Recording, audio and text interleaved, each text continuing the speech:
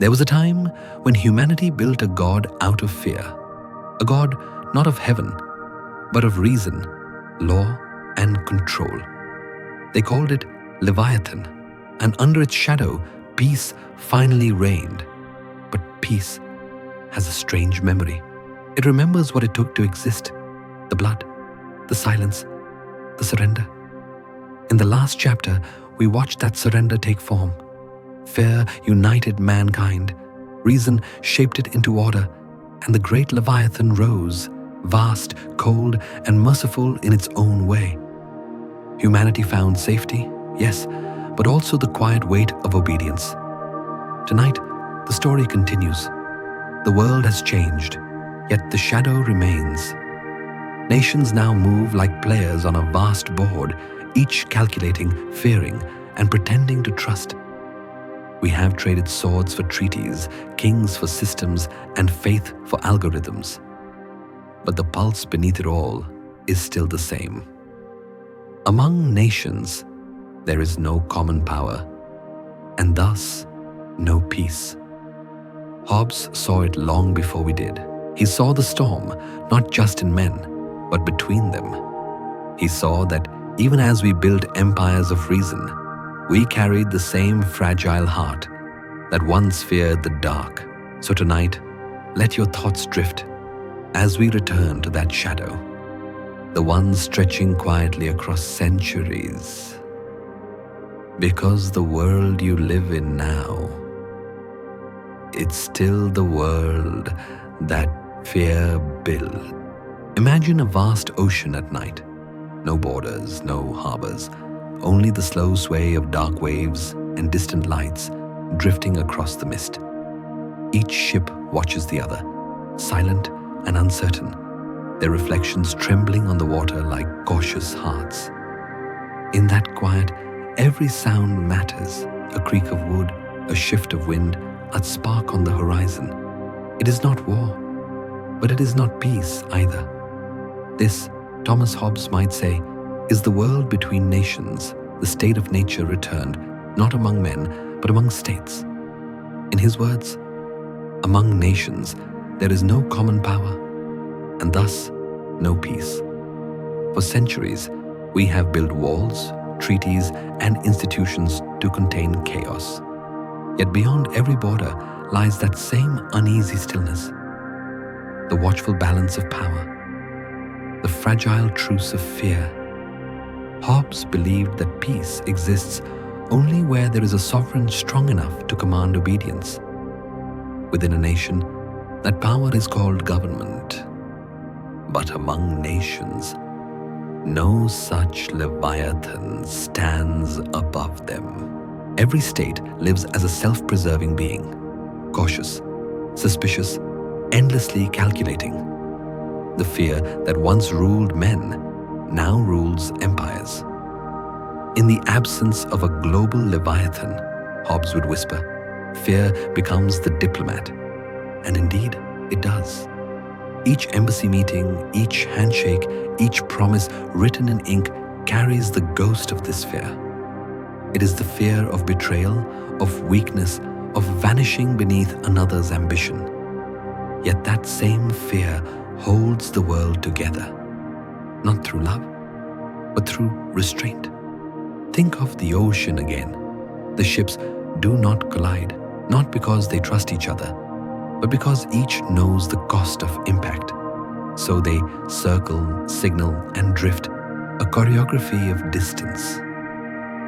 That is how the world breathes now, not in unity, but in mutual hesitation. This is what Hobbes foresaw long before the age of missiles and networks. That even in progress, humanity cannot escape its nature. The state of nature, he argued, is not simply chaos. It is the truth of what happens when there is no higher power to judge, no common will to bind. It is the silence between nations, the space where fear negotiates what reason cannot. Look closer, and you will see how that fear hides beneath the language of diplomacy.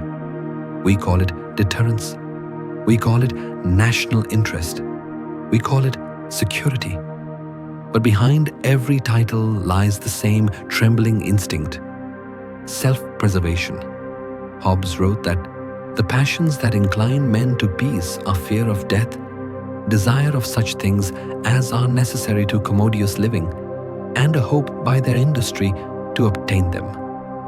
Replace men with nations, and you have the logic of modern geopolitics. Every alliance, every sanction, every quiet pact is born from this triad of fear, desire, and hope. The world today, with its glowing maps and global systems, might appear civilized. Yet beneath the surface, it remains Hobbesian. Each country is both protector and threat, builder and destroyer. The ocean of anarchy is calm only because every captain understands the storm that waits beneath. Hobbes would not be surprised. To him, reason and fear were siblings, two sides of the same survival. Fear, he said, and I were born twins. In the mirror of anarchy, fear no longer screams. It negotiates, smiles, and signs its name at the bottom of treaties. It has learned the art of silence. There is something strangely peaceful in that realization, a peace made not of harmony, but of balance, not of trust, but of understanding. Perhaps that is what keeps the world afloat. Not love for order, but the knowledge of what happens without it. Like the ships on the endless sea, we keep our distance, shining our small lights into the mist, never sure who is watching, never fully alone. And in that distance, Hobbes' vision still breathes. A world without a global Leviathan, forever suspended between reason and fear, between peace and the memory of chaos. So tonight, as you listen, breathe in that thought gently. Every quiet moment of peace, every calm night, every city that sleeps, is built on a fragile balance of caution. Fear did not vanish when we built our nations. It simply changed its name. Let that awareness settle like mist over calm water, because in this world, peace does not erase fear. It is the shape fear takes. When it learns to wait, out on that quiet sea of nations, where no single Leviathan reigns, the ships drift still, cautious, patient, untrusting. Each one guards its light, measuring distance, watching the horizon. In this vast expanse, peace is not the absence of danger. It is the careful choreography of fear. Hobbes once wrote, "The passions that incline men to peace are fear of death, desire of such things as are necessary to commodious living, and a hope by their industry to obtain them." Yet what holds true for men also holds true for states. Beyond every border, every flag, every anthem lies a single impulse: self-preservation. It is the quiet heartbeat beneath every act of diplomacy, the unspoken motive behind every handshake. Each nation, Hobbes might say, behaves as a man once did in the state of nature, armed, alert, and alone. They do not seek war, but they prepare for it. They do not trust, but they pretend to. And in this uneasy performance, fear becomes the diplomat. Each nation builds its walls not from stone, but from suspicion. They raise armies as insurance, not aggression. They form alliances as shields, not friendships. Even peace treaties are written in the language of caution, lines of ink that tremble with what Hobbes called diffidence, the uncertainty that comes when there is no power strong enough to keep promises. Power, Hobbes warned, is the only true guarantee of safety. In his world, words without the sword were empty.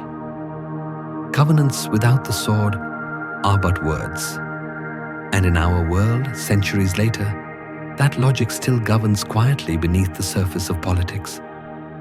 Nations talk of freedom, justice, and cooperation, but they all understand the hidden rule. Power is the currency of safety.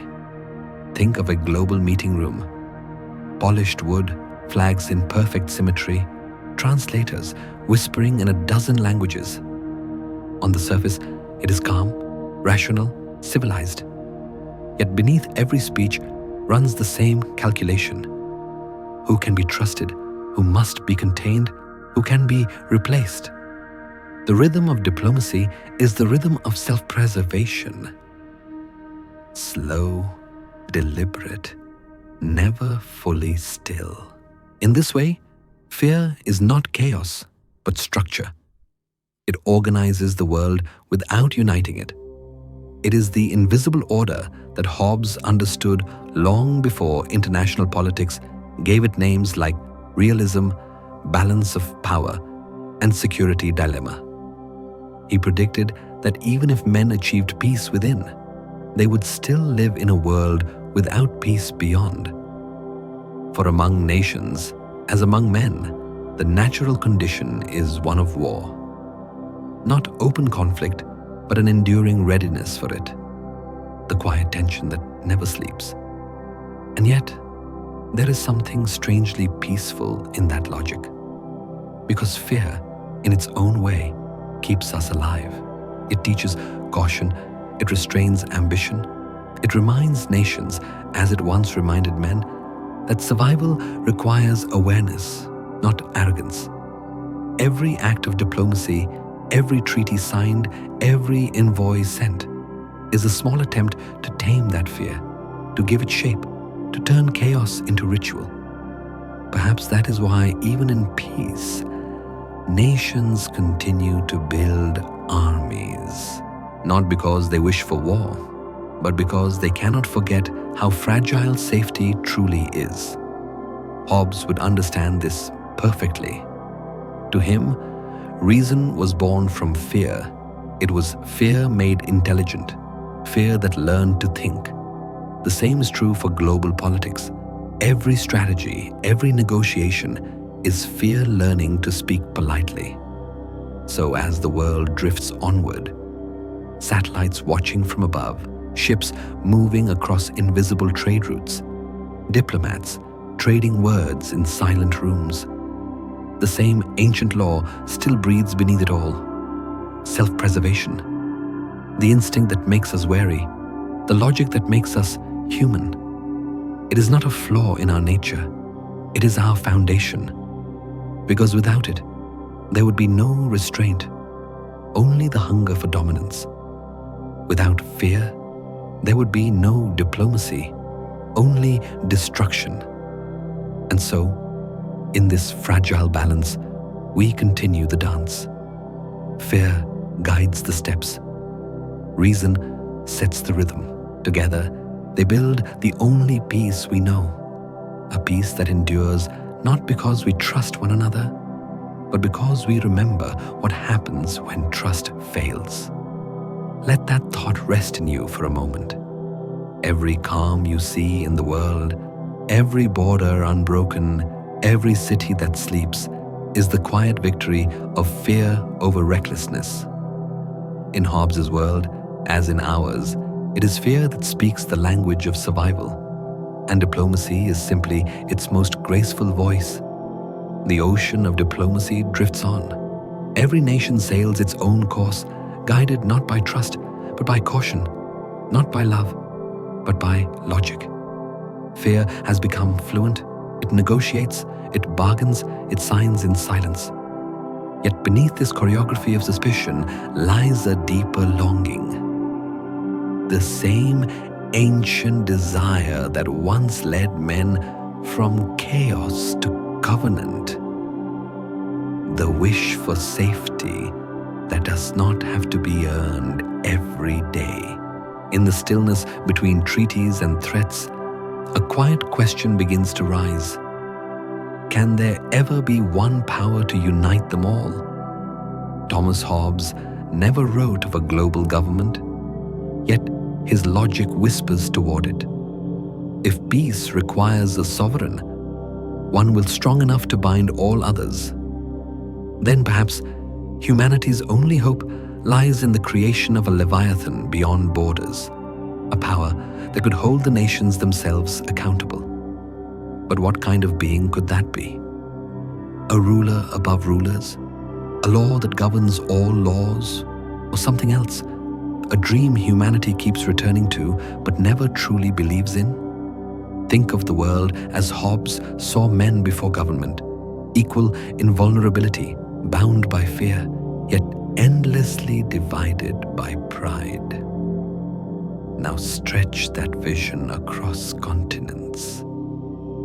The nations, like individuals, seek peace, but cannot trust one another enough to sustain it. Because of their equality of ability, Hobbes wrote, if any two men desire the same thing, which nevertheless they cannot both enjoy, they become enemies. That same rivalry, dressed in diplomacy, powered by technology, defines the international world. And yet, even fear can dream. Out of the ashes of wars and the ruins of empires, humankind has tried, again and again, to build something larger than its divisions. In 1945, the world gathered to form the United Nations, a council meant to speak with one voice, to prevent the storms of destruction Hobbes had once described as the natural condition of mankind. It was, perhaps, our first attempt at a global Leviathan, not born from conquest, but from exhaustion.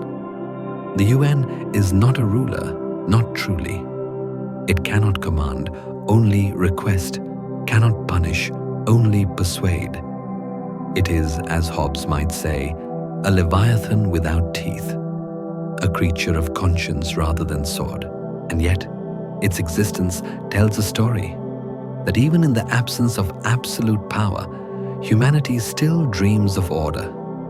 Perhaps this is what Hobbes misunderstood, or perhaps what he predicted too well. That fear, though it divides us, also binds us in strange ways. The memory of war becomes a shadow that holds us together. The world no longer needs to worship a king. It only needs to agree that chaos is worse. Still, the dream of a global Leviathan remains half awake. We invoke its spirit in moments of crisis, in peace talks, climate summits, humanitarian efforts, yet retreat from it when power feels threatened. It hovers like mist over the political sea, visible only when light strikes it just right. In truth, no nation wants to surrender sovereignty to another, not even for peace. Each fears that in creating a ruler above all, it will become the ruled. Covenants without the sword are but words, Hobbes warned, and no one wishes to be the first to put down the sword. So the dream remains unfinished, stitched together by paper and hope, floating between speeches and signatures. And yet, is that not what peace has always been? Not the triumph of trust, but the endurance of restraint. Not harmony, but the silence that lingers before the next storm. Perhaps peace among nations is only a truce between fears. But in that truce, there is something almost sacred. The recognition that even fear can be civilized. The missiles stay in their silos, the fleets remain at anchor, and for one more night, the world breathes. It is not perfect, but it is enough. The dream of a global Leviathan, then, is not about power. It is about memory. The collective remembering of what chaos costs. It asks not for a ruler to command us, but for wisdom to guide us. It asks that we imagine safety not as domination, but as understanding. And maybe, just maybe, that is what the modern world has been trying to build all along. Not a single sovereign, but a shared awareness, a moral gravity that holds civilization together, even as politics pull it apart. As night deepens and the waves of this chapter settle, one truth drifts quietly through the dark. The world still waits for its Leviathan, not a monster, not a god, but a harmony born of reason and fear. Let your thoughts rest in that image for a moment. The sea calm, the ships still, the mist clearing slightly over a horizon we have yet to reach. The dream remains, unfinished but enduring, like a soft pulse beneath the surface of history. And as the lights of nations flicker on across the earth, Hobbes' question echoes gently through the silence. Can there ever be one power to unite them all? The answer, perhaps, is not yet. But the longing for it, that quiet wish for peace without fear, is what keeps the world from falling apart. And so we drift onward into the next chapter, into the age where fear becomes calculation and reason begins its quiet work once again. The dream of a global Leviathan faded into mist, leaving behind not unity, but understanding. Humanity learned, perhaps reluctantly, that peace cannot be commanded. It must be negotiated, moment by moment. Fear did not vanish when the dream dissolved. It simply changed form. It became quieter, sharper, mathematical.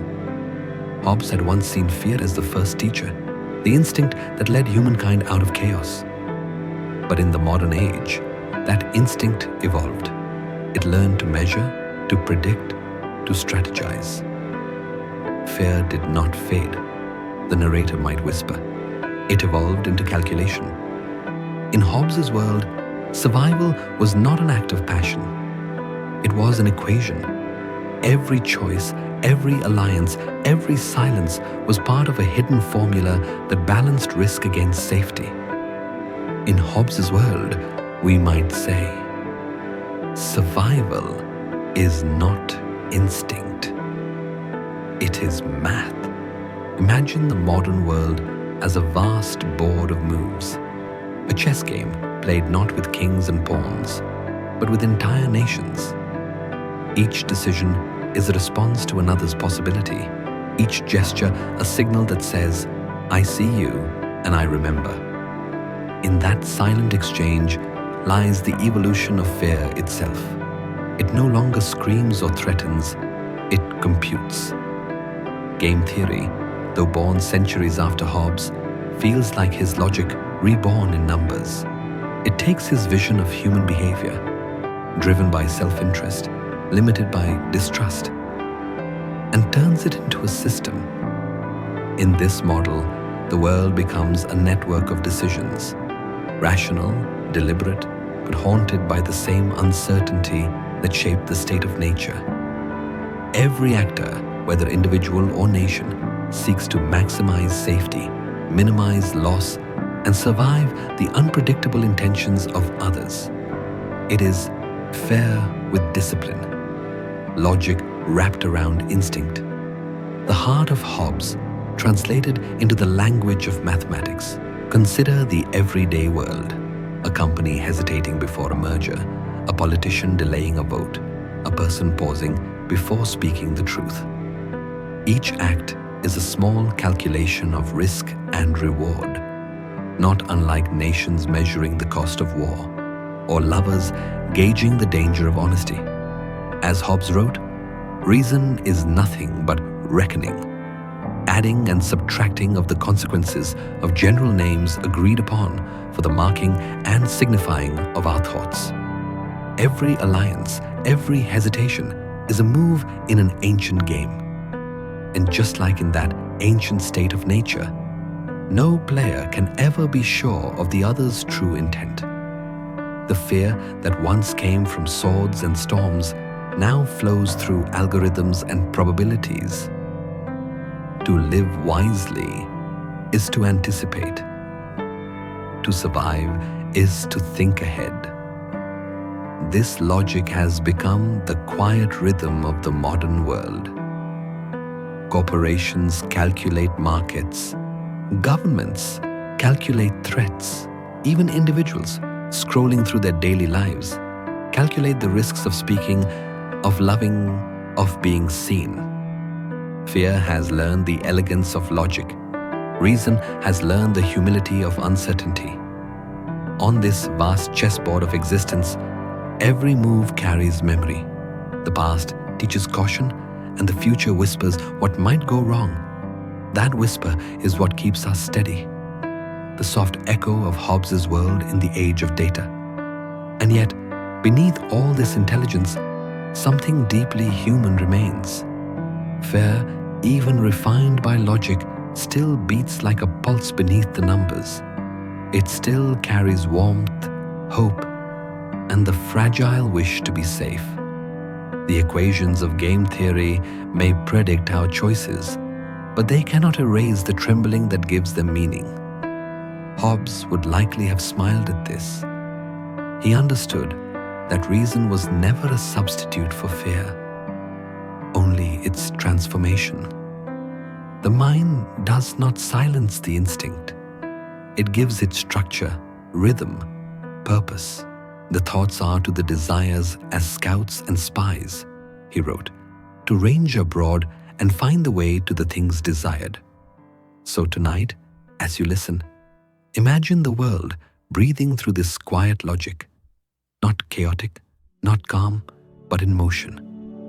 Picture the globe as a living organism, its decisions flickering like neurons, each connected by invisible lines of suspicion and hope. The world is not at war, but it is never at rest. Every hesitation on this board is an act of care. The hesitation that keeps us from repeating destruction. Every calculation is a small prayer for continuity, a signal that fear still remembers how to protect what it loves. In this way, Hobbes' ancient philosophy has found its reflection in modern science. Rational choice theory, game theory, diplomacy, and politics all are echoes of the same heartbeat that once pulsed in the Leviathan. Fear became reason. Reason became survival. And as the waves of history roll forward, humanity continues to play this silent game, not to win, but to endure. Perhaps that is the real wisdom hidden in Hobbes' world. Peace is not the end of fear, but its most elegant form. Let your thoughts rest in that awareness, that even in a world defined by numbers, fear still breathes quietly through the logic of survival. Not to haunt us, but to guide us. Not to break our peace, but to remind us why we seek it. In the stillness of logic, another truth begins to reveal itself. One that Hobbes foresaw long before mathematics found its language. Fear, he said, does not vanish through reason. It only learns to hide within it. The same fear that once built walls now builds strategies. The same suspicion that once drew swords now designs systems. Yet beneath every calculation, the old heartbeat remains. Imagine two nations, or perhaps two people. Both desire peace, both fear betrayal. Neither wants to strike first, yet both believe that the other might. They sit in silence, waiting, and the silence grows heavy. In this fragile moment, reason whispers a cruel suggestion. To survive, strike before being struck. And so, in trying to be safe, they make the world unsafe. This is the paradox that modern thinkers call the prisoner's dilemma, a reflection of Hobbes' own dark clarity. Each side would be better off trusting the other, yet neither dares to. Fear becomes logic. Logic becomes fear perfected. Hobbes once wrote, Covenants without the sword are but words.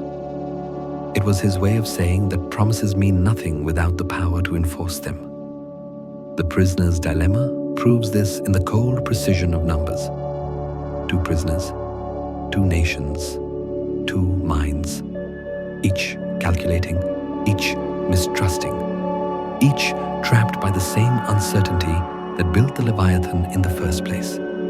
If both stay silent, both go free. But if one betrays the other, the betrayer wins, and the loyal one loses everything. The rational move, according to fear, is betrayal. And so both betray, both lose, both prove Hobbes right. It is a tragedy not of hatred, but of intelligence. Hobbes understood that our greatest weakness lies not in our cruelty, but in our inability to trust without guarantees. Fear has taught us to think, but it has also taught us to expect the worst. He wrote, "Men have no pleasure, but on the contrary, a great deal of grief in keeping company where there is no power able to overawe them all. Without that power, cooperation collapses into calculation. In this light, the modern world is filled with invisible prisons, each built from the quiet logic of distrust. Nations arm themselves not to attack, but to prevent attack. Companies compete not to win, but to avoid being left behind. Even individuals withdraw, fearing vulnerability more than loneliness. And yet, in all of it, the same hope lingers, that somewhere, someone might choose differently. Perhaps this is what makes the dilemma so human. It is not a game of numbers, but of hearts. Both sides fear the same thing, want the same thing, and still cannot find the courage to meet halfway. Listen closely, and you can almost hear Hobbes's voice echo through time, calm, patient, and unsettlingly clear. The condition of man, he said, is one of perpetual anticipation. Every silence hides intention. Every movement signals a possibility of danger. The life of man, he warned, is solitary, poor, nasty, brutish, and short. Not because we wish for it to be so, but because our fear makes it so. Yet, this recognition does not condemn us. It awakens us. The prisoner's dilemma does not only expose the flaw in human cooperation, it reveals the delicate wisdom in Hobbes's realism. He was not glorifying fear, he was illuminating its purpose. Fear, when acknowledged, can become a tool of understanding. It teaches humility. It makes us careful. It reminds us that peace, like love, is not natural. It is constructed, maintained, earned. In our effort to be safe, the narrator might whisper again, we make the world unsafe. And yet, this very effort is what keeps us human. It means we care enough to worry. We value life enough to guard it. We build systems, governments, treaties, all to keep that fragile sense of safety alive, even if imperfectly. The world today, for all its sophistication, still plays out the same tension. Cold wars, trade wars, cyber wars, each one a modern echo of the prisoner's dilemma. Each side claims to defend peace. Each side arms to prevent destruction. The weapons change, but the reasoning remains. Fear becomes the common language of power. And yet, there is a strange beauty in this cycle. A rhythm that feels almost meditative, like two mirrors reflecting each other endlessly. Nations, individuals, and ideas all gaze upon their own reflection in the other's eyes. What we fear in others is often what we recognize in ourselves. Perhaps Hobbes would have smiled at this irony, that the very reasoning meant to protect us keeps us apart. But perhaps he would have also seen hope, because in that very tension, something else begins to grow. awareness, compassion, the realization that fear itself can be shared. We fear, yes, but we fear together. We doubt, but we doubt for the same reasons. And in that symmetry, a fragile peace flickers. To see this is to begin to understand Hobbes not as a prophet of despair, but as a philosopher of reality. He did not invite us to worship fear. He asked us to see it clearly, to use it as a mirror. Only by acknowledging it, by understanding how it moves through us and through nations, can we ever hope to transform it? Let that awareness settle in your mind like a breath. Every choice we make, every alliance we form, every silence we keep, all are echoes of the same ancient game. And yet, by seeing the game, we begin to transcend it. As night deepens and the world outside grows quiet, imagine two lights across a dark sea, distant, flickering, hesitant, yet reaching toward each other. That is humanity's story, fear learning how to meet itself halfway. And from that quiet, we drift naturally toward the next question, the one Hobbes himself might have whispered in the dark. Can reason ever overcome fear, or is it simply fear learning to think? The answer, perhaps, lies in the next breath, where logic and longing finally meet. The dilemma ends, but its echo remains. Two prisoners, two nations, two souls, all caught in the same quiet tension between trust and survival. We have learned to think, but not to stop fearing. We have built equations to manage risk, yet the pulse beneath them is still the same. That ancient rhythm of self-preservation. In the long arc of Hobbes' philosophy, reason was never meant to silence fear. It was meant to refine it. Like a blade tempered by fire, fear becomes sharper, steadier, less chaotic, not gone, but guided. Hobbes did not imagine a world without fear. He imagined a world that could live with it wisely. Reason, he wrote, is nothing but reckoning. It is fear doing arithmetic, learning to count what matters most. We fear pain, so we seek comfort. We fear chaos, so we build order. We fear death, so we construct meaning. Each act of reason begins with a trembling of the heart. Perhaps that is why Hobbes' philosophy still feels so alive. It does not promise peace through denial, but through understanding. It tells us that every calculation of safety is, at its core, an act of care.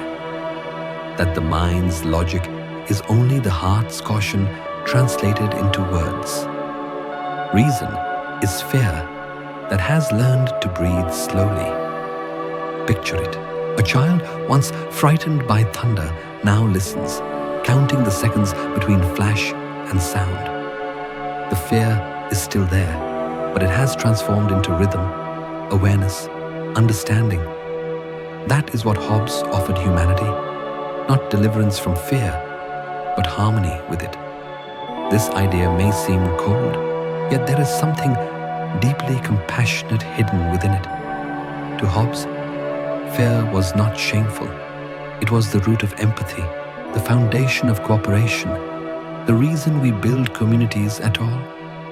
The passions that incline men to peace, he wrote, are fear of death, desire of such things as are necessary to commodious living, and a hope by their industry to obtain them. Fear, desire, hope, three strands woven into the same thread. In this sense, reason does not replace emotion. It organizes it. It teaches the heart to speak in a language the world can understand. It is fear translated into structure, anxiety turned into art, chaos made calculable. The Leviathan itself, that vast artificial body, was born from this transformation. A living embodiment of rational fear designed to protect rather than destroy. And yet, There is a tenderness in this logic that many overlook. Hobbes did not celebrate tyranny. He described necessity. To survive, we must yield. To live in peace, we must trust something larger than ourselves, even if that trust is built from fear. There is perhaps a kind of beauty in such honesty. It reminds us that fragility is not failure, that anxiety is not weakness, that even fear can be noble if it moves us toward understanding. Imagine now the heartbeat of the modern world, steady, mechanical, measured by data and law.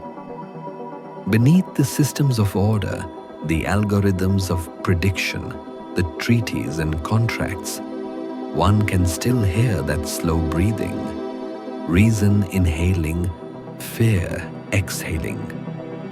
The world has not changed as much as it thinks it has. We have only learned to clothe our fear in logic, to let it speak softly through equations instead of cries. And yet, the softness matters. It is what keeps civilization from collapsing into noise. Hobbes's insight, so often called grim, might actually be the gentlest of truths. That peace is possible not because we have conquered fear, but because we have befriended it. Fear is the mother of safety, he wrote. Those who understand this live not in denial, but in awareness, aware of limits, aware of others, aware of how fragile order really is. In that awareness lies wisdom. You can feel it even now, in the rhythm of your breath. The body, after all, is a quiet Leviathan of its own. Countless cells obeying, coordinating, surviving together. Fear keeps the pulse steady. Reason keeps the flow smooth. Neither is enemy to the other. Perhaps that is what Hobbes meant all along. That peace is not the stillness after fear, but the balance within it. Let that thought linger for a moment. Fear breathing slowly, logic listening, the mind and heart in quiet conversation.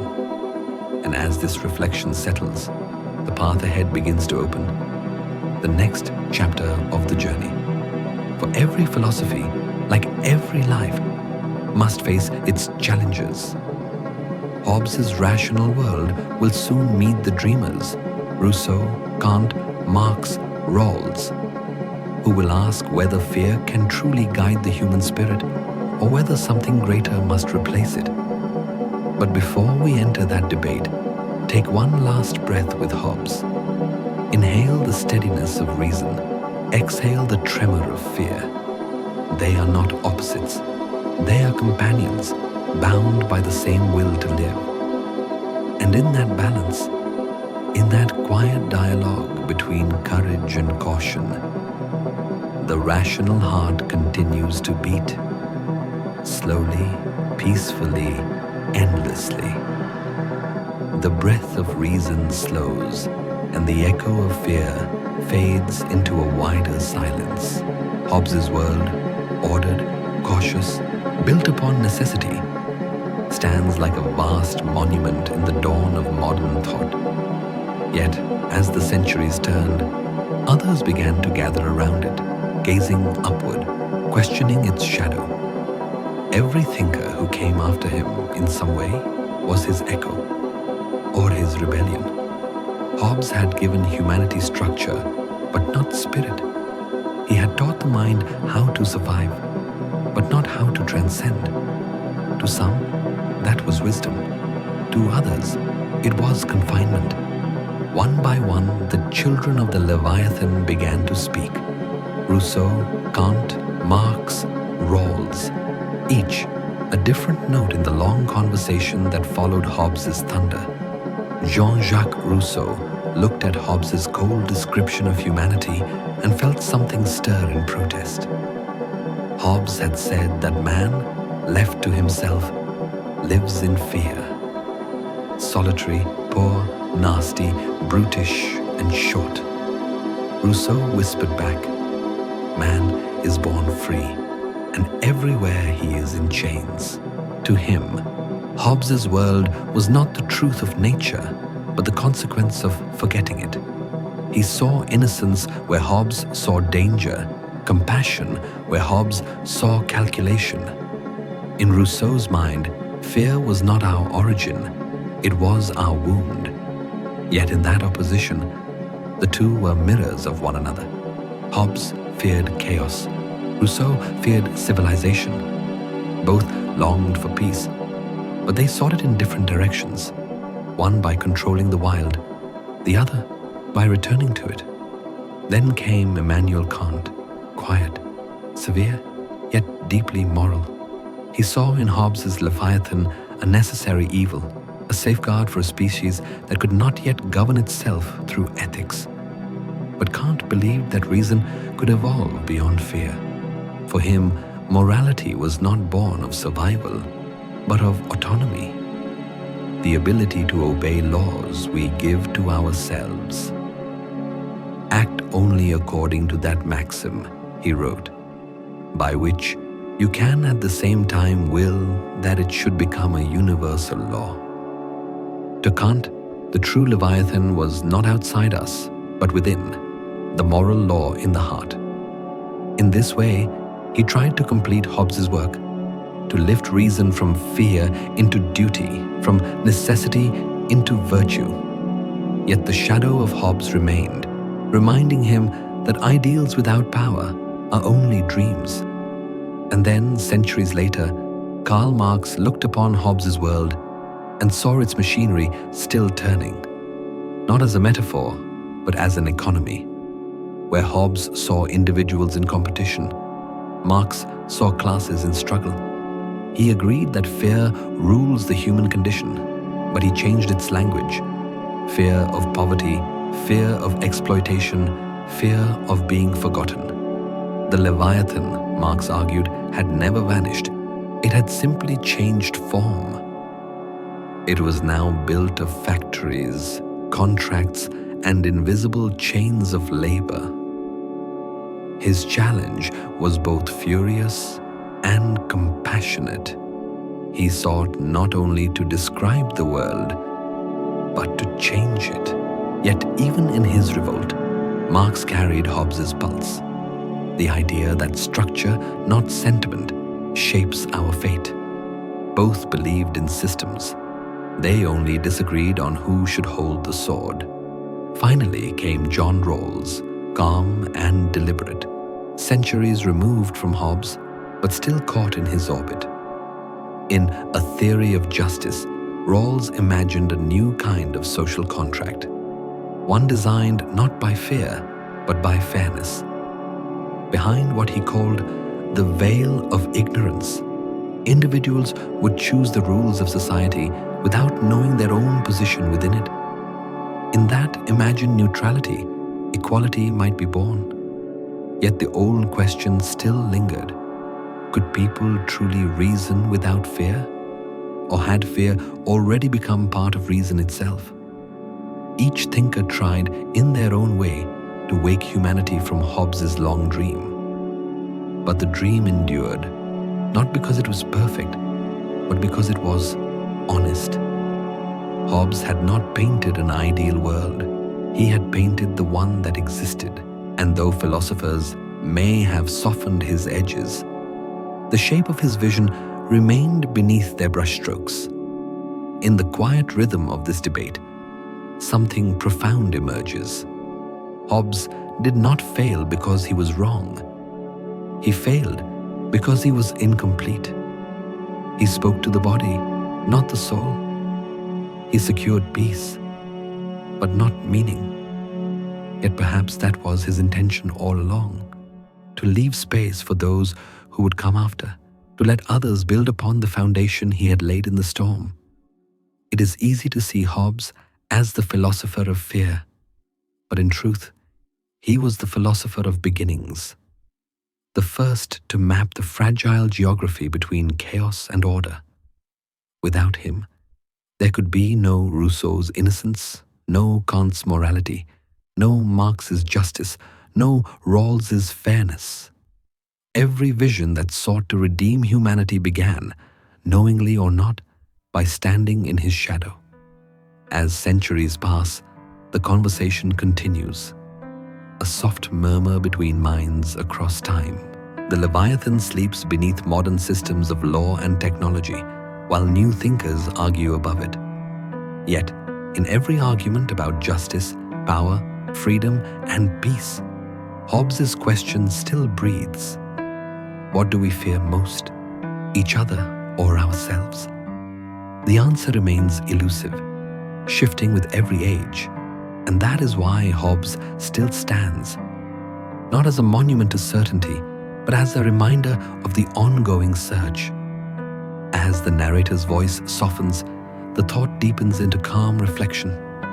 Every philosopher, every generation returns to the same crossroad: fear or freedom, order or chaos, reason or desire. The map changes, but the path remains. And as night gathers, the debate drifts like a slow tide, from Hobbes's rational sea to Rousseau's forest, from Kant's heaven of duty to Marx's furnace of revolt, from Rawls's imagined fairness to our uncertain now. Perhaps philosophy itself is the Leviathan's heart still beating, slow, steady, unending, and in that pulse, we hear both the caution of Hobbes and the hope of all who followed him. The story continues. Toward a world still trying to balance fear with justice, logic with compassion, power with peace. The echoes of the great thinkers still linger. Rousseau's cry for innocence, Kant's call for duty, Marx's demand for justice, Rawls' vision of fairness. Together, they form a kind of symphony, rising in response to Hobbes's solemn drumbeat. Each tried to replace fear with something purer: compassion, morality, equality. Yet beneath their music, Hobbes's rhythm remains. It is the sound of tension, of peace built upon unease.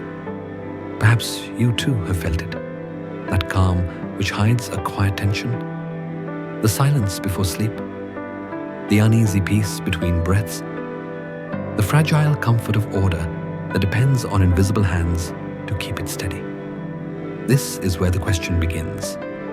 Can peace exist without fear? For Hobbes, the answer was simple and somber. No. Peace, he said, is the child of fear, not its opposite. Fear is what tames our impulses, binds our agreements, and drives us towards safety. In his world, security is not the absence of dread, but its transformation into discipline. The passions that incline men to peace are fear of death, he wrote, desire of such things as are necessary to commodious living, and a hope by their industry to obtain them. But later minds could not accept this as the final word. Immanuel Kant believed humanity could outgrow its dependence on fear. In his essay, Perpetual Peace, he imagined a world where nations and individuals act not out of terror, but out of reason and moral duty. His vision was not naive. It was aspirational, a hope that human dignity could become the foundation of peace. He wrote, "The moral law within me and the starry heavens above me." For Kant, these two infinities, the moral and the cosmic, revealed that true peace was not enforced by power, but guided by conscience. Yet, even in Kant's serene moral landscape, the shadow of Hobbes persists. For peace to endure, it must still be protected. Every law, even the most ethical one, implies a boundary. Every rule, no matter how fair, implies the threat of consequence. Hobbes's logic hides quietly beneath the moral dream, a reminder that ideals are fragile without structure. Centuries later, John Rawls sought to harmonize this divide. In A Theory of Justice, he proposed that fairness, not fear, could be the basis of social order. His veil of ignorance invited people to imagine a society designed without knowing who they would be within it, rich or poor, strong or weak. From that place of uncertainty, perhaps we would choose justice over domination. Rawls's hope was gentle, rational, and deeply humane. And yet, even Rawls's thought rests upon an unspoken understanding that people must respect the system, must trust in its rules, must restrain their self-interest. That too, in its quiet way, is fear. Not the violent fear of punishment, but the subtle fear of losing the balance that sustains peace. Perhaps that is the truth we hesitate to face. Fear never disappears. It only changes its form. In Hobbes's time, it was the fear of death and chaos. In Kant's, it was the fear of moral failure. In Rawls's, it was the fear of injustice. Across every age, peace survives not by denying fear, but by transforming it into awareness, into caution, respect, empathy. Perhaps you too have felt it. The narrator might whisper again, that calm which hides a quiet tension. It is there in every law we follow, every social norm we accept, every moment we hold our tongue for the sake of harmony. It is not oppression. It is the discipline of coexistence. To live among others is to balance freedom with restraint, confidence with humility. That balance, Hobbes would argue, is peace. It is not the absence of fear, but its containment within understanding. Modern philosophy, then, is not a rejection of Hobbes, but a conversation with him. Rousseau reminded us of our forgotten innocence. Kant gave us the dream of moral autonomy. Rawls offered us the mathematics of fairness. But all of them, knowingly or not, still speak to Hobbes's first insight, that without something to bind us, whether it be power, duty, or justice, we fall back into the storm. It is this dialogue across centuries that gives philosophy its quiet beauty. Each thinker is not erasing the other, but extending the same breath, inhaling what the previous one exhaled. Fear, morality, justice, they are all stages of the same unfolding awareness. Perhaps peace without fear is possible, but only for those who have learned to understand fear's language. To deny it is to remain blind to its wisdom. To listen to it is to grow wise enough to live gently.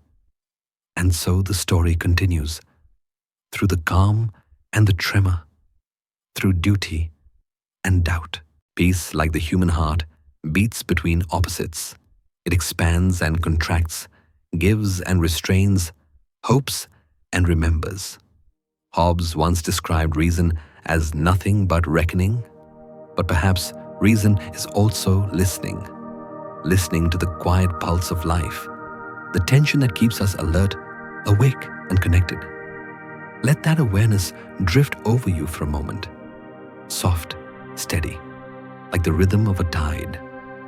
Humanity is still learning how to balance safety and freedom, power and compassion, logic and trust. And as the light of one age fades into the next, the question still hums in the background. Can peace ever truly exist without fear? Or is fear the invisible thread holding it together? In that uncertainty lies something strangely peaceful. A surrender to complexity, a calm acceptance that both can coexist. Philosophy, in the end, is not about silencing the tension, but breathing through it.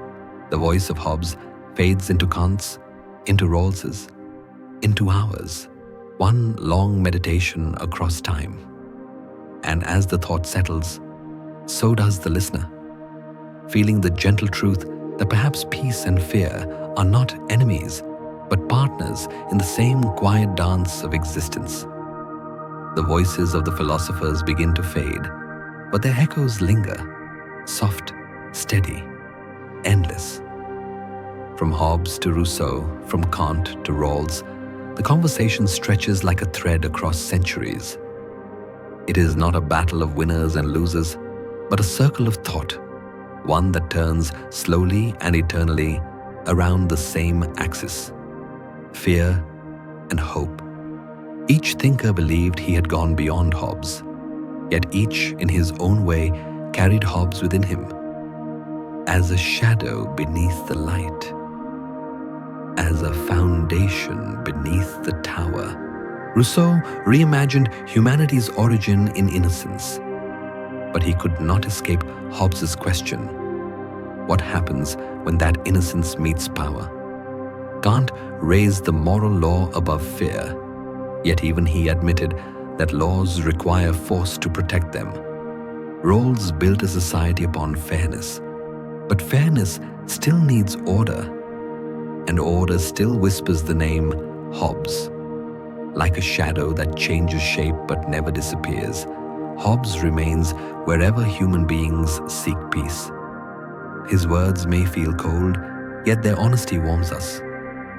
Covenants without the sword are but words. Beneath every law, every treaty, every handshake, the truth breathes quietly. The reminder that trust is fragile and peace is a discipline, not a miracle. Perhaps that is why philosophy never truly leaves him. The thinkers who came after Hobbes did not erase his map. They drew more paths upon it. Rousseau traced the path of feeling, Kant the path of duty, Marx the path of justice, Rawls the path of fairness, but all those paths still move within the same landscape, a world where people fear harm, seek safety, and build meaning out of that search. Hobbes's realism is not the end of philosophy. It is its grounding. To begin in fear is not to be cynical, it is to be honest about what drives us. Fear is the first awareness of vulnerability, and awareness is the beginning of wisdom. That is why the circle of thought always returns to him, because every new idea about peace, freedom, or morality must begin again with the question, what do we fear? You can almost imagine the philosophers gathered together across time, not arguing, but listening. Hobbes speaks of order, Rousseau speaks of freedom, Kant answers with duty, Marx interrupts with justice, Rawls calms them with fairness, and through it all, their words overlap like waves, colliding and blending, forming something deeper than any single answer, the rhythm of human thought itself. The narrator's voice softens, the pace slows. Perhaps this is what philosophy truly is, not a ladder climbing upward, but a circle expanding outward. Every generation reinterprets the same truths, reshapes the same fears, redefines the same hopes. No one escapes the circle, because no one escapes the human condition. Hobbes began with fear, and centuries later, we still feel it, not as terror, but as awareness. The fear of war has become the fear of disconnection. The fear of kings has become the fear of systems.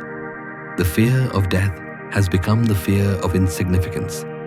Yet all of them point to the same truth. We long for safety, but we also long to be free. This is the paradox Hobbes left us, and perhaps the gift. He did not teach us to surrender to fear, but to understand it, to use it as a compass. Fear tells us what we value. Hope tells us why we continue. And so the circle turns. Every new philosophy begins as a rebellion against the old, but ends as its continuation. We argue with our ancestors, not to destroy them, but to keep their thoughts alive. Hobbes's Leviathan, that great body of reason and power, still moves through our world, now wearing different faces: governments, corporations, networks, laws.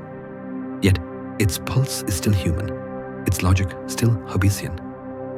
Fear was our teacher, reason our guide, we might say, borrowing the tone of Hobbes himself.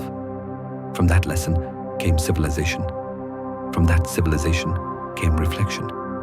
And from reflection, the wish to find peace beyond fear. But perhaps that is what keeps us awake. The realization that peace itself may always contain a trace of fear, just as light always casts a shadow. It is comforting, in a quiet way, to see the circle not as failure, but as continuity. Hobbes's world was not a dark prophecy. It was the first attempt to describe our shared fragility. The thinkers who followed him, Rousseau, Kant, Marx, Rawls, are all part of the same human effort to reconcile strength with tenderness, power with compassion, reason with empathy. Their dialogue continues not only in books, but in the world around us, in the laws we follow, the choices we make, the trust we extend to one another. Each time we obey a rule, question authority, demand fairness, or seek justice, we are taking part in the same circle.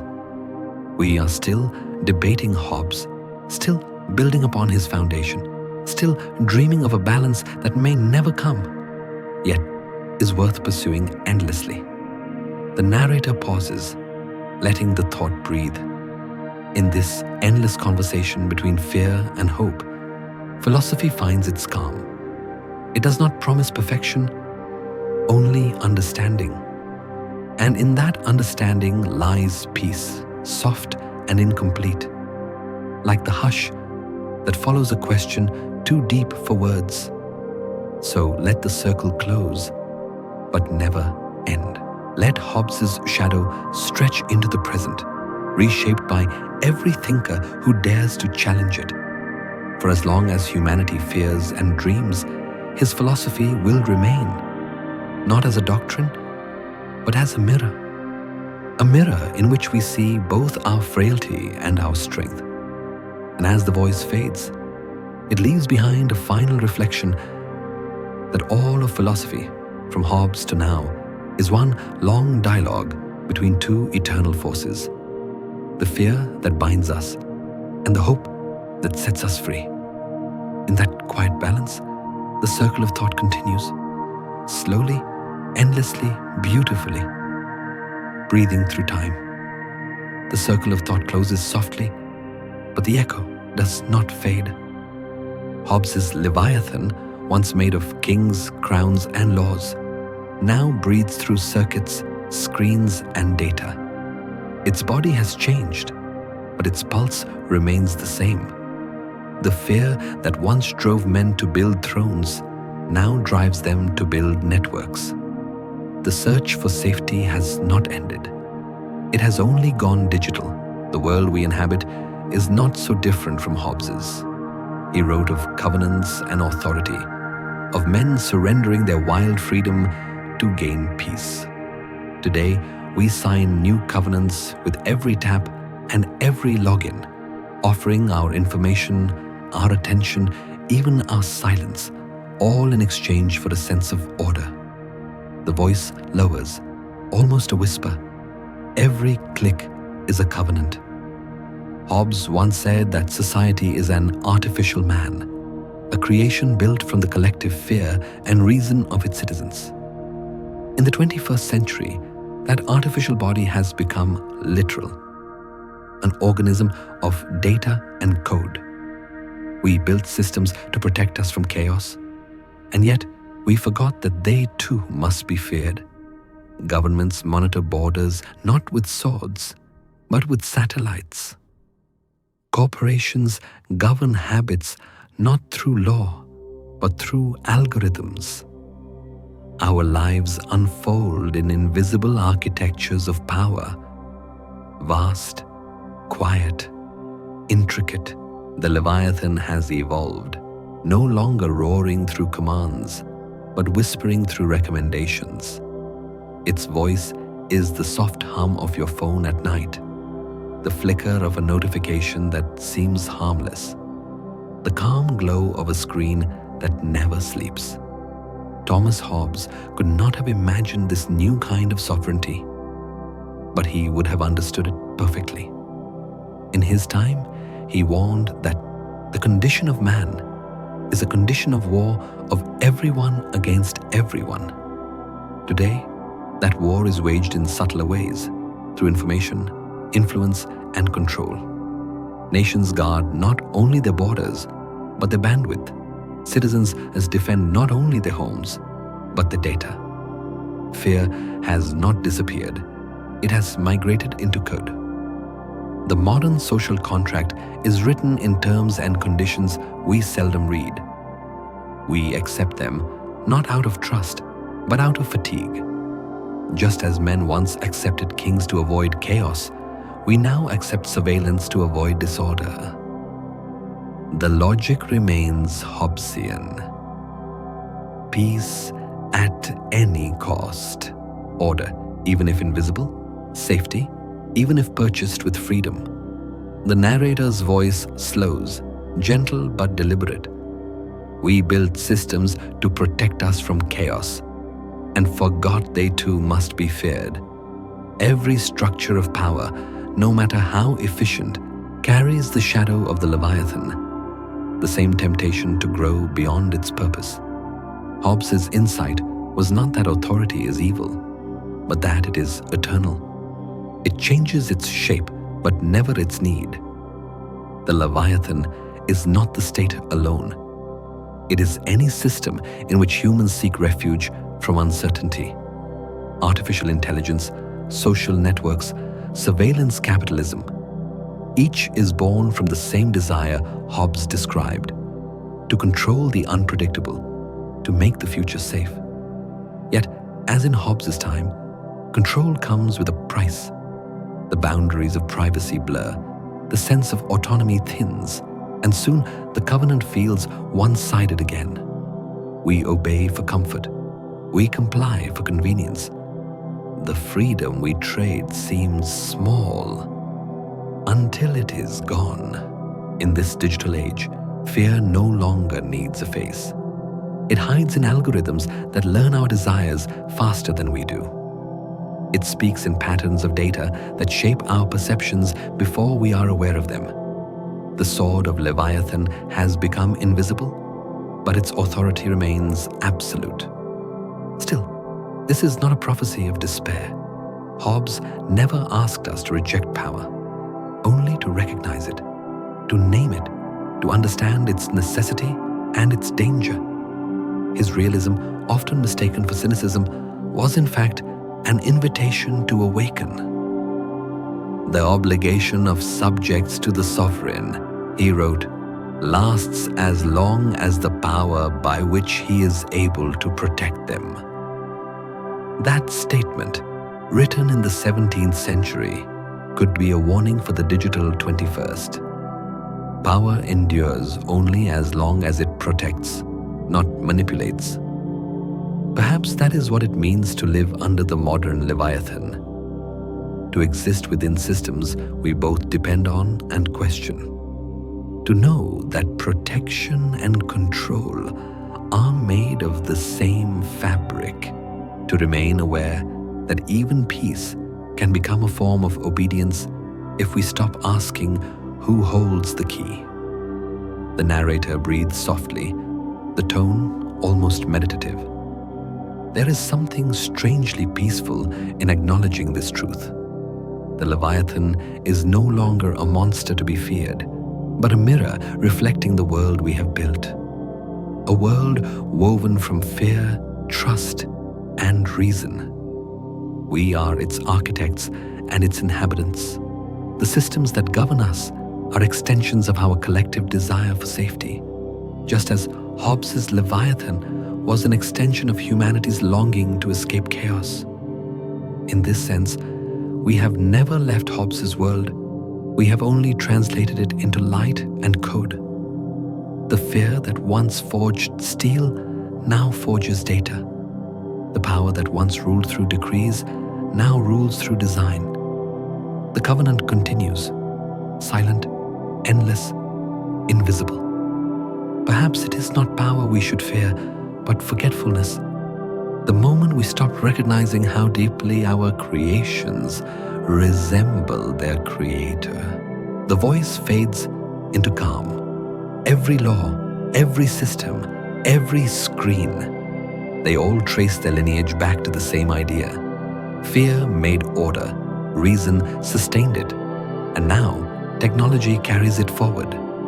The Leviathan still breathes, not in flesh or crown, but in the quiet pulse of the modern world.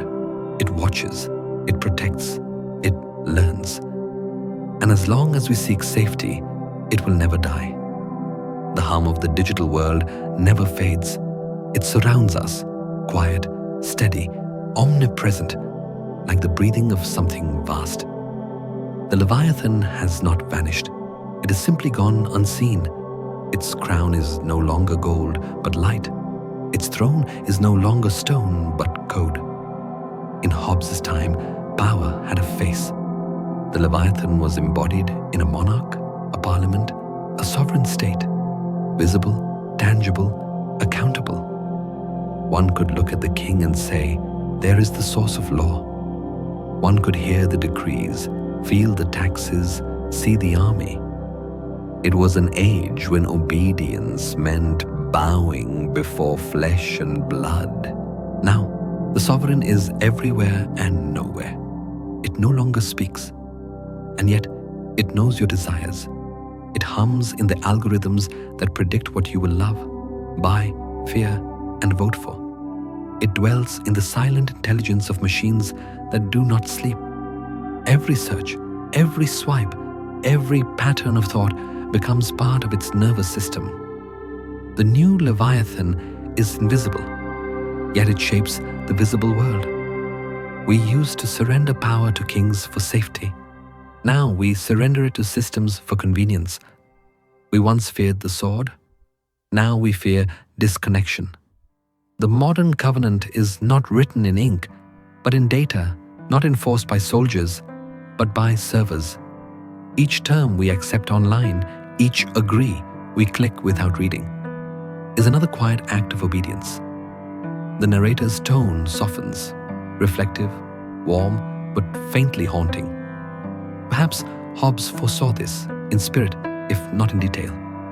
He wrote that human beings, left alone, fall into a war of every man against every man.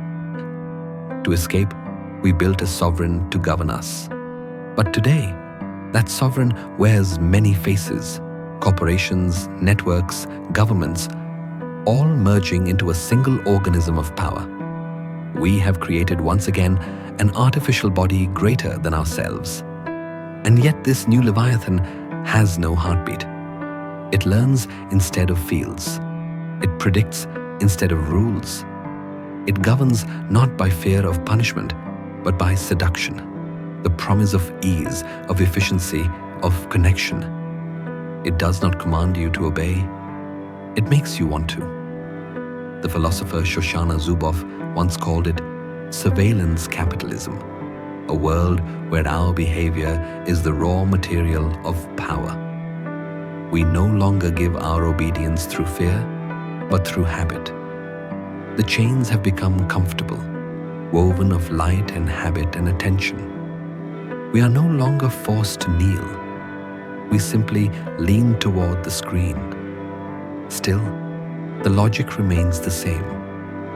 In every age, humans have traded freedom for safety. In Hobbes' 17th century, safety meant protection from war. In ours, it means protection from chaos, the chaos of uncertainty, disconnection, and anonymity. We no longer fear death in the streets, but disappearance in the noise. We want to be seen, to be known, to be recognized, even if it means being watched. It does not speak, yet it knows your desires. The phrase lingers like a quiet warning. The new Leviathan governs without declaring itself. It recommends, suggests, anticipates, a gentle guidance that feels personal but is, in truth, mathematical. Its strength lies in invisibility. The less we notice it, the more it controls.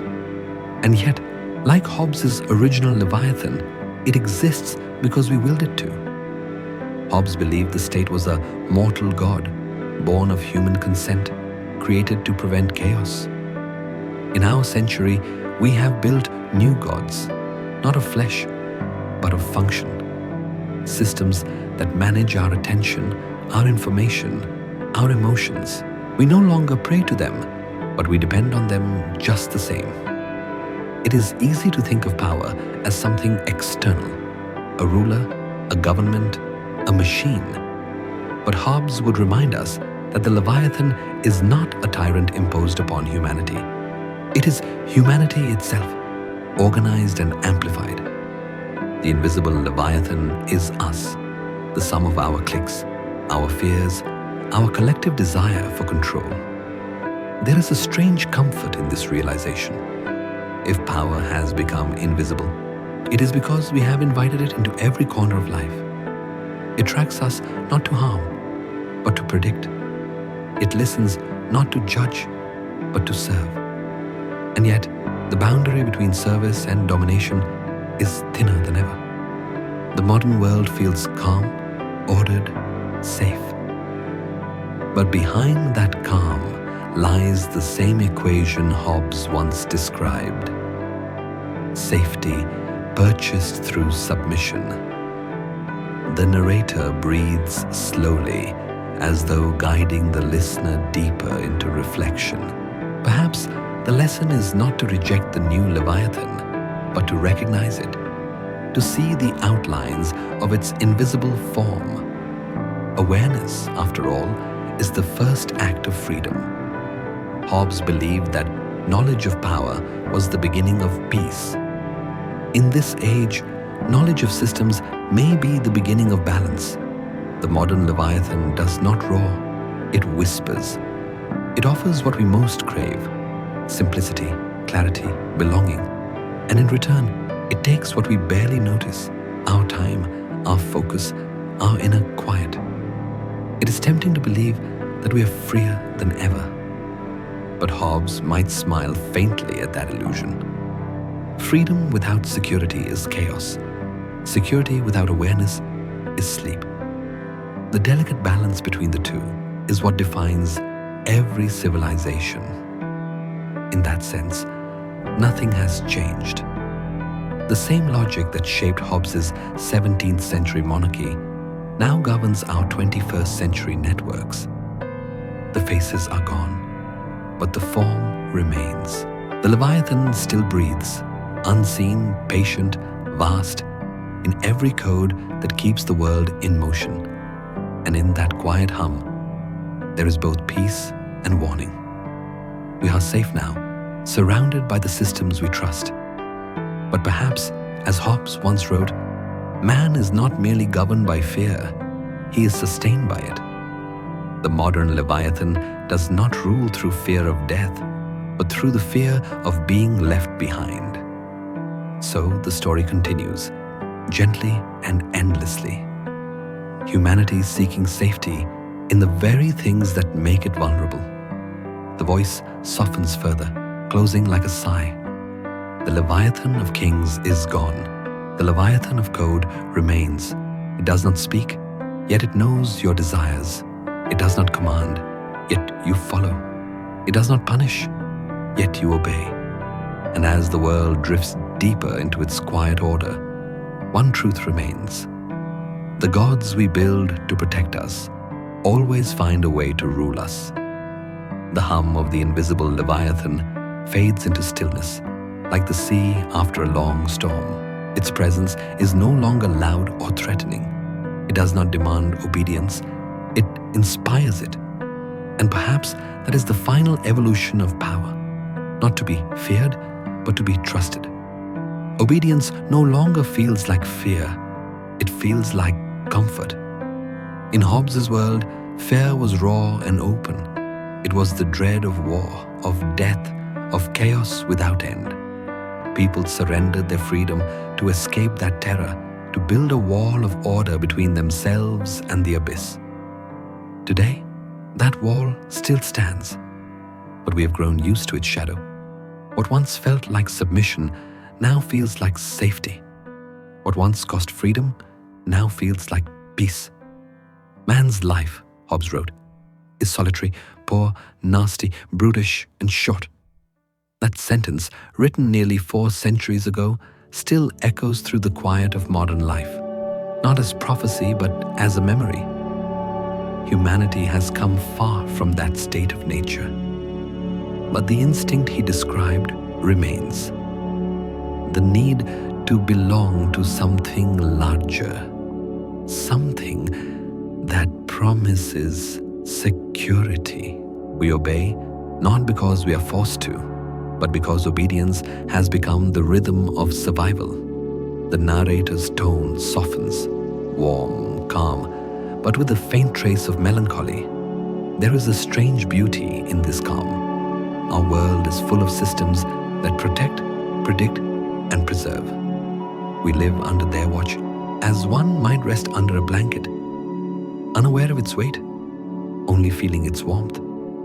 Power no longer feels oppressive. It feels natural, inevitable, even kind. The Leviathan has learned to whisper.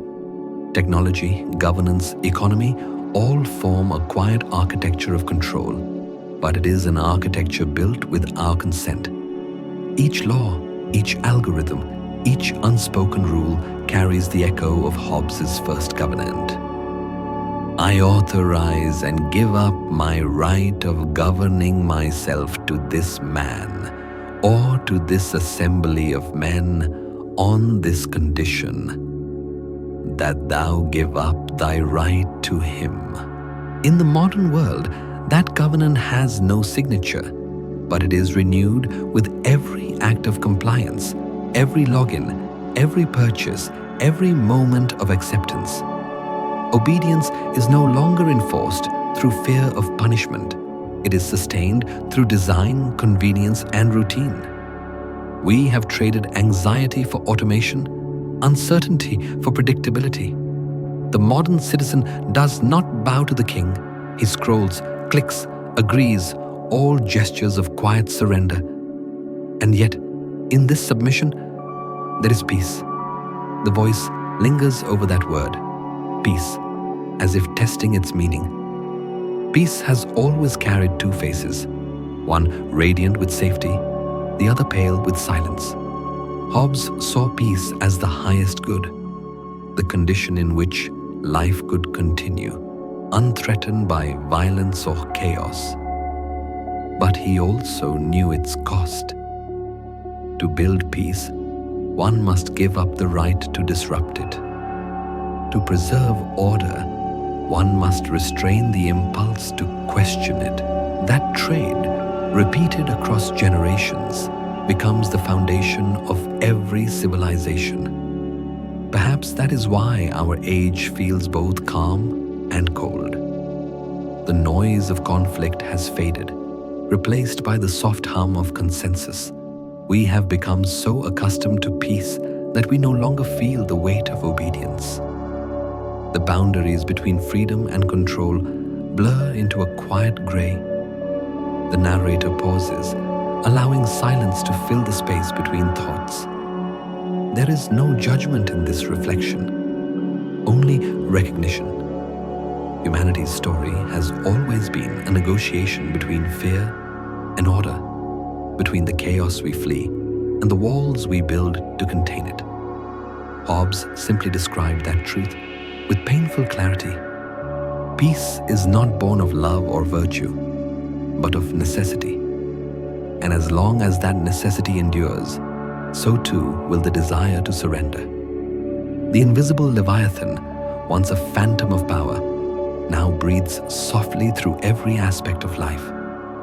It does not command armies or raise banners. It simply exists in law, in custom, in technology, in habit. It governs through comfort, not coercion.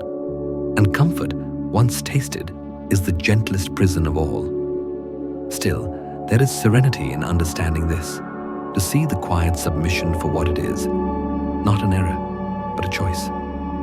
Humanity has chosen peace, even if it means living beneath the vast stillness of systems we no longer question. Perhaps that is wisdom. Perhaps it is resignation. Perhaps it is both. The voice lowers, almost to a whisper. Perhaps peace has always been another word for surrender. The words linger like a final breath, not cynical, but tender. A recognition of how human beings cope with the vastness of existence. We crave rest more than rebellion, safety more than struggle. And in that craving lies the paradox of progress. Every step toward order carries us a little farther from freedom. Yet within this paradox, there is a kind of grace. The submission Hobbes described is not only political but existential, an acceptance of limits, of mortality, of interdependence. We surrender not only to systems, but to life itself, to the gentle rhythm that carries us from birth to death. The narrator exhales slowly, as if releasing a final thought into the dark. To live under the Leviathan, whether of kings or code, is to live within boundaries. But boundaries can be beautiful. They define space, create stability, allow stillness. And perhaps, in the end, that is all peace truly is, the stillness that follows surrender. The music behind the voice fades into a low, endless hum, like the breath of the Leviathan itself. We are no longer afraid. We are simply quiet. We have learned to rest inside the order we created. And so the voice closes softly. Obedience no longer feels like fear. It feels like comfort. And perhaps peace has always been another word for surrender. The silence that follows submission feels almost sacred. The world hums in quiet rhythm. Cities glowing like constellations. People moving within patterns they did not design but now depend upon. The Leviathan has grown silent, but its breath still lingers in every corner of our existence. Its power no longer needs to roar. It simply is. And in this stillness, we begin to reflect. What have we become beneath the shadow of our own creation? Thomas Hobbes once wrote that fear and I were born twins. Those words, penned centuries ago, were not just confession, but prophecy. Fear has never left humanity. It has merely changed its shape. It was fear that taught us to form tribes, to build walls, to trust reason over instinct. It was fear that made us create the Leviathan, the great artificial being that promised peace in exchange for our freedom. Now, 4 centuries later, we live in the world that fear built. Fear was the architect. Reason was the engineer. Together, they designed the structure we call civilization, strong enough to hold chaos at bay, yet fragile enough to tremble beneath its own weight. The narrator's tone slows, soft and reflective, like the final breaths of a long day. We began as creatures of instinct, desperate, solitary, fragile. We were afraid of death, of pain, of one another. That fear was not weakness. It was awareness. It reminded us of how easily life could vanish. In that vulnerability, reason was born. A light that flickered first in the dark and then grew steady enough to illuminate a path. Hobbes saw what few others dared to name. That reason does not conquer fear. It is born from it. Fear is not the opposite of wisdom, but its beginning. The passions that incline men to peace, he wrote, are fear of death, desire of such things as are necessary to commodious living, and a hope by their industry to obtain them. It was not love nor faith that built order, but fear. Disciplined by thought, the voice becomes gentler now, almost like a lullaby. Imagine looking into a mirror. not the one that shows your face, but the one that shows your history. You would see a species forever learning how to tame its own chaos. Every generation has built a new version of the Leviathan. Thrones, empires, laws, machines, systems. Each one promised protection. Each one demanded obedience. Each one, in time, became part of the same long shadow stretching across human history. And yet, within that shadow, there has always been light, the light of understanding. Humanity has learned to live not in fear's grip, but in its reflection. We have learned to transform fear into caution, caution into wisdom, wisdom into law. Still, the question lingers. Have we truly transcended our fear, or merely hidden within its architecture? The voice drifts lower, slower. In every era, people believed they had finally found peace. Yet peace always came with a cost, a surrender of something unseen. The same pattern repeats. We create systems to protect ourselves, and in doing so, we give those systems power over us. It is a cycle older than any nation, deeper than any philosophy. Hobbes simply gave it a name, Leviathan. But perhaps that is not a tragedy. Perhaps it is the rhythm of being human, to build something greater than ourselves, to seek order in the vast uncertainty. This is what it means to be alive. The Leviathan, after all, is not a monster of tyranny. It is a mirror. It reflects what we fear, what we value, and what we are willing to sacrifice. Its shape changes with time, but its essence is constant. The embodiment of our longing for peace in a world that has never stopped trembling. The narrator exhales softly, voice dipping into silence between sentences. It is easy to see fear as an enemy, but in truth, it has always been our oldest companion. It reminds us that we are fragile, but also that we can endure. It pushes us to build, to think, to care. Fear made us human, and reason helped us survive being human. Together, they have carried us through war, empire, revolution, and digital age. Through every moment when the world could have collapsed back into chaos. Now, as we look upon the modern Leviathan, a network of governments, machines, and invisible agreements, we can see the same truth that Hobbes saw in the 1600s. The struggle between fear and peace is not a battle to be won, but a balance to be lived. The voice softens further, almost whispering, so perhaps it is not the Leviathan we should question, but the shadow it casts upon our hearts. Have we learned to live wisely beneath its presence, or do we simply sleep within it? The air feels still, serene, weightless. Fear was the architect. Reason was the engineer. And we, humanity, are the inhabitants of their design. We walk through its halls every day, cities pulsing with order, laws written in the language of logic, lives shaped by systems we trust without seeing. Yet even here, in the stillness of peace, a quiet truth remains. Fear built this world, but love sustains it. Hope softens it, and reason, calm, patient, luminous, keeps it alive. The voice fades like a candle dimming. The last words almost carried on a breath. 4 centuries later, we still live in Hobbes' world, where fear built order and reason keeps it alive. And perhaps that is not a curse, but a kind of grace. For to understand fear is to understand ourselves. To accept order is to find rest.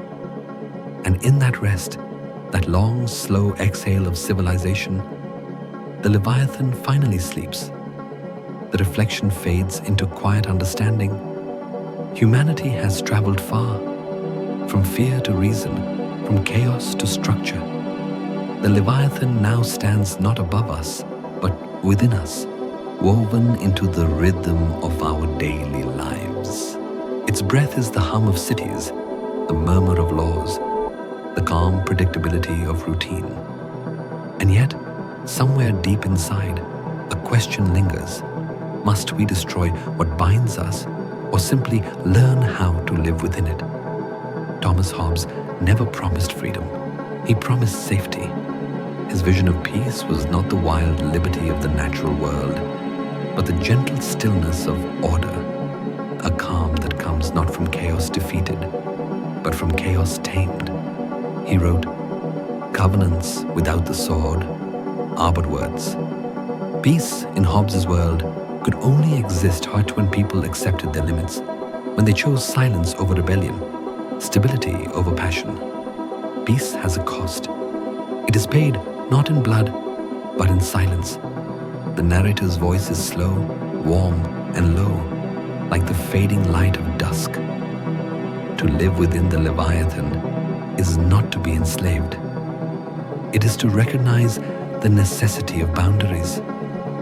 The walls that protect also confine, but they give shape to the world we inhabit.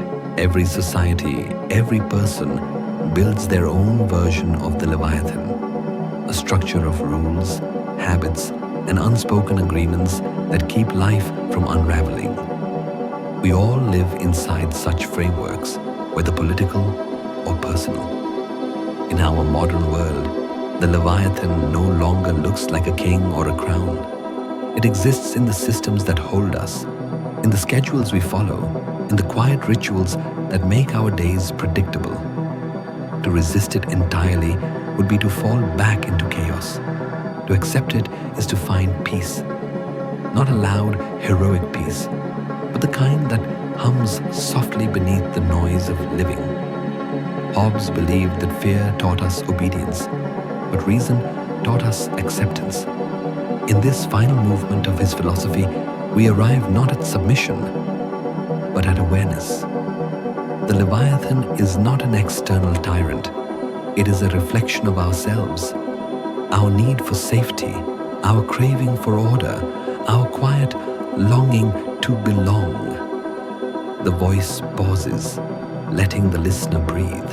Perhaps this too is how peace begins in our personal lives, not by escaping structure, but by breathing within it. We long for freedom, yet we also long for the steady rhythm that gives freedom meaning. We resist rules, but we depend on them to know where we stand. Just as society requires a Leviathan to survive, the mind requires a quiet center, a space of stillness where the noise of fear fades into trust. The condition of man, Hobbes wrote, is a condition of war of everyone against everyone. That war still echoes, not on battlefields, but within the mind. The constant struggle between desire and restraint, fear and reason, chaos and calm. Acceptance does not end this war. It transforms it. It turns conflict into coexistence. The voice lowers further, gentle, meditative. Imagine standing inside the great body of order you helped create. Around you, everything is moving. Laws, systems, expectations, time. But within you, there is quiet. You realize that the Leviathan doesn't oppress you. It holds you, like gravity holding a planet in orbit. You do not need to break free to be free. You only need to move consciously within the pull. This is the hidden grace in Hobbes' vision. The recognition that peace is not the absence of control, but the presence of understanding.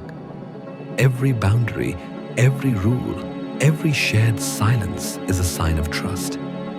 Humanity built the Leviathan because it feared destruction. But to live beneath it and to accept it is to mature beyond fear, to find wisdom in what once frightened us.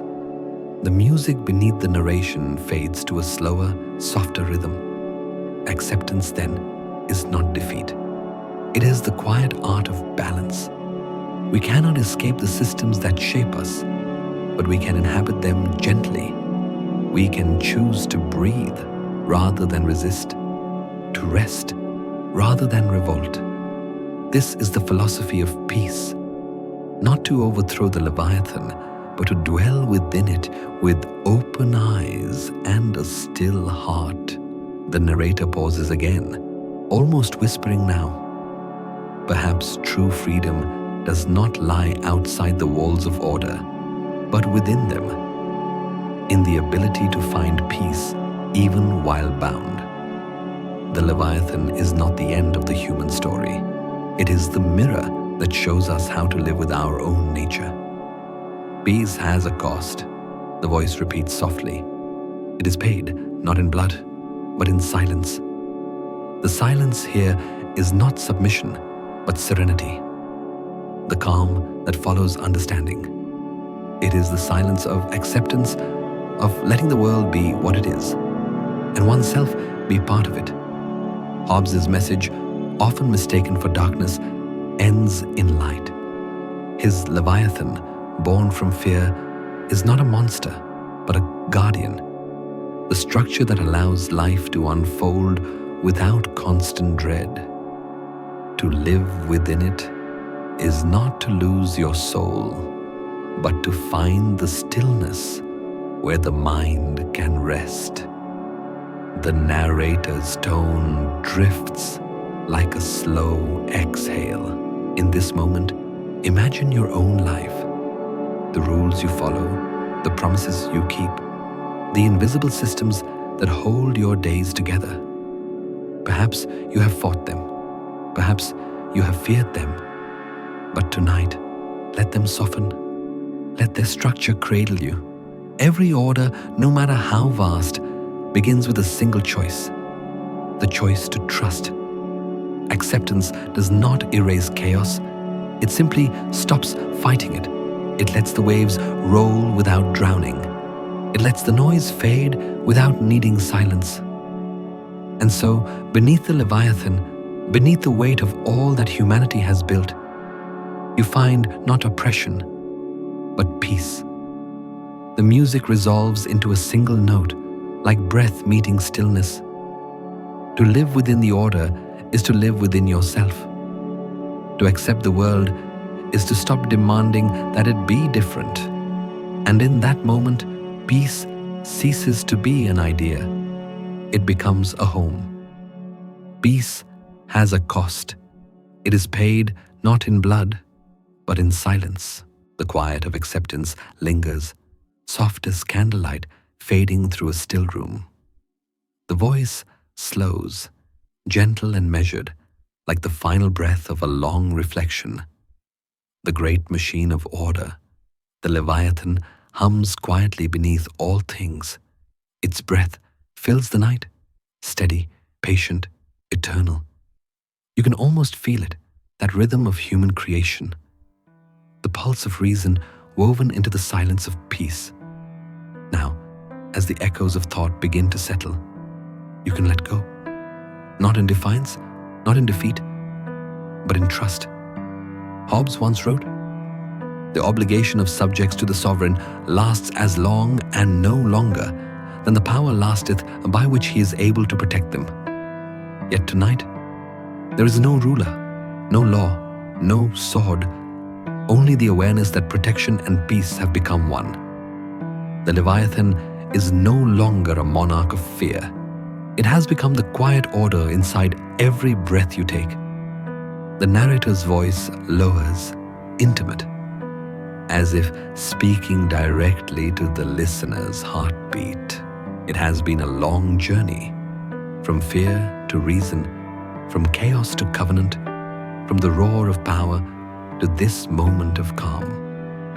Every philosopher after Hobbes searched for what he could not name, a peace that would not require surrender. Yet perhaps he understood something eternal, that the world itself will always move between stillness and storm, between safety and freedom. To live wisely is not to escape this tension, but to rest within it. Let your thoughts slow now. Let your mind unclench. You do not need to solve the contradictions of life tonight. You do not need to rebuild the world. You have already built enough. You have thought enough. You have feared enough. The music beneath the words dissolves into soft tones, slow piano notes, like raindrops falling on distant glass. Imagine yourself beneath a vast body, not of flesh, not of steel, but of quiet order. The Leviathan stretches beyond sight, yet you feel no weight. Its presence is not crushing, but protective. It breathes with you. It holds you the way the sea holds a ship. Not to restrain it, but to keep it from drifting into oblivion. You are safe, even within its shadow. The world you created, with your fear, your reason, your longing for peace, continues to move gently around you. It does not demand anything of you now. It only asks that you rest. Do not fear the order you created. It breathes through you. The voice becomes almost a whisper, dissolving into warmth. There is a stillness that comes after understanding, a moment where even the mind grows tired of its own search. This is where philosophy meets sleep. Hobbes called it the motion of the mind, the endless process of thinking, reacting, desiring. But tonight, that motion can rest. The war of every man against every man has ended for you, at least for now. The Leviathan watches quietly, and the world holds its breath. Perhaps peace, in the end, was never meant to be a conquest, but a return, a coming home to what has always been constant within you. The rhythm of breath, the quiet pulse of being alive. The music fades almost completely, leaving only the whisper of air and heartbeat. In this silence, there are no contracts to sign, no systems to maintain. The order of the world does not ask you to perform, only to exist. The fears that once built your walls now sleep beside you, softened into memory. The Leviathan, that vast symbol of control and civilization, is not above you anymore. It is part of you. It is the calm that lives within your structure, the quiet architecture of trust that keeps your heart steady. Every generation, every soul must make peace with its own Leviathan. For some, it is the state. For others, it is the voice of reason, the structure of life, or the habits that hold their days together, whatever form it takes. Its purpose remains the same: to protect, to sustain, to offer stillness in a restless world. So now, as your eyes grow heavy, let that stillness return. Let the mind unclench from its need to control, to explain, to analyze. Let thought dissolve into rhythm. Breath, silence, breath. You have traveled through centuries of philosophy tonight, from the storm of human nature to the calm of understanding. You have seen fear become reason, reason become order, and order become peace. That peace does not live outside of you. It lives within you, quiet, steady, breathing. The voice now blends almost completely with the music. Now let your thoughts rest beneath the great body of order. You are safe, even within its shadow. The Leviathan, the symbol of all that is structured and strong, no longer looms above, but rests beneath you, holding you steady like the floor of the sea. Its heartbeat is your own. Its calm is the silence between your breaths. Do not fear the order you created. It breathes through you. You are part of its calm. The final pause feels infinite, as if the world itself were exhaling. Good night, child of peace. Sleep beneath the Leviathan. Sleep beneath the quiet rhythm of all that has ever been tamed by thought, softened by fear, and kept alive by reason. The screen fades to black.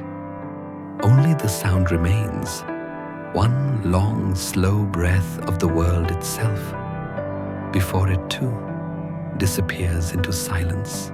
The world that fear built has grown quiet now. Its walls no longer tower over us. They surround us softly, like the horizon around the sea. We have walked through Hobbes' vision, from the storm of human nature to the calm of order, from the roar of survival to the whisper of understanding. And somewhere along that path, we learn that peace is not the opposite of fear, but its echo, a gentler rhythm born from what once terrified us. Fear built the first shelters, reason built the cities, and now, in this stillness, both rest together, like the tide and the moon, each needing the other to move. You do not need to escape the Leviathan. You only need to rest within it. Its shadow is not a prison, but a home, a quiet space where the chaos of the world fades and only the steady pulse of existence remains. Let your thoughts slow. Let the noise of the day dissolve. You have traveled far, through power, through order, through reflection. And now there is nothing left to prove. Peace does not demand victory. It asks only for silence. So breathe gently. Let the great body of order hold you for a while. Do not fear the calm. It is the sound of life continuing. Good night, child of peace.